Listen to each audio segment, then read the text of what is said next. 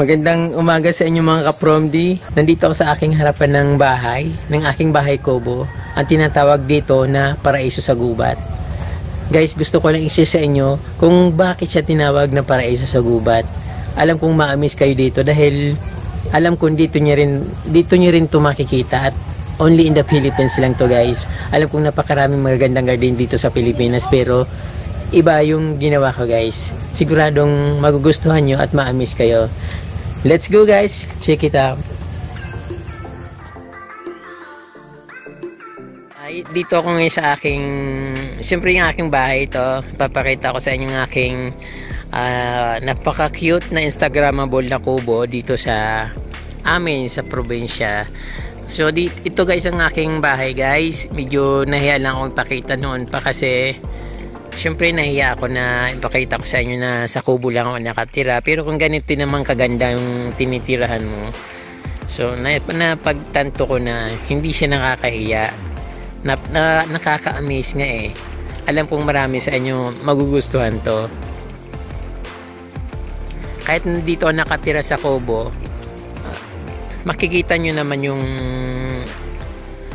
ginagawa ko dito. So hindi ko sinasayang yung oras ko dito sa loob ng kubo para magmukmuk lang kasi nakakainip dito. Wala akong mapuntahan dito, walang malls, walang mga matatambayan. Kung pupunta naman ako sa plaza, napakalayo.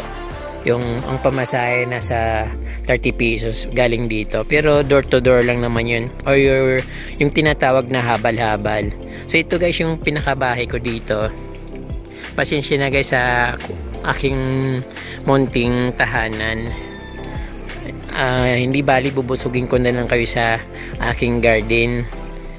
Sana magustuhan yung aking garden guys. Matagal ko na tong pinapaganda. At hindi ko naman pinaghahandaan pero talagang wala akong magawa dito kaya ito yung ginawa ko. Hanggang likod to guys, pero dito lang muna sa harap ang papakita ko. Kasi masyado nang ahaba yung video. Don't worry guys, isa-isahin ko yung mga halaman na ipapakita sa inyo. Siya nga pala, wag niyong kalimutan mag-subscribe sa akin channel at i-like at i-share din sa mga friends nyo para mapanood naman nila yung napakaganda kong video.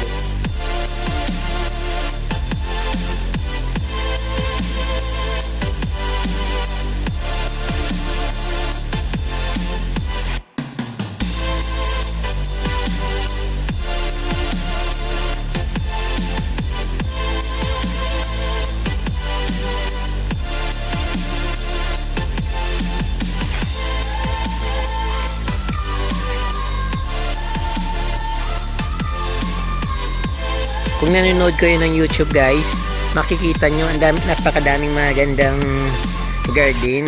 Pero almost lahat nasa ibang bansa. So yun yung naging inspiration ko para gawin ko rin itong mga garden na to.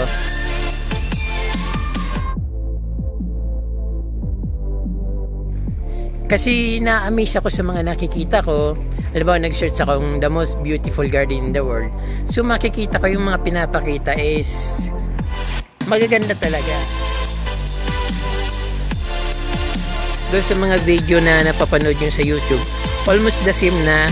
Kaya proud na proud ako na ganun din ang garden ko. Nagawa ko na rin yung nakikita ko sa YouTube na magagandang garden, yung mga iba't ibang halaman. So nandito na siya guys. Hindi ko na kailangan pumunta ng ibang bansa at manood ng YouTube para makita nyo para makita ko kung ano yung magagandang garden sa buong mundo. Mahilig lang talaga ako sa halaman. Kaya ito, papasyal ko kayo dito sa aking napakagandang bakuran. Isa-isahin ko guys ay yung mga halaman para makita nyo kung ano yung mga tanim ko dito. Napakaraming halaman dito sa aking munting bakuran ng aking munting kubo. Later ko na lang ipapakita yung laman ng aking kubo kung ano yung makikita. So actually mas maganda yung loob kaysa mas maganda yung labas kaysa sa loob. Mas ma-enjoy mo yung pagtambay dito sa labas kaysa magtambay sa loob.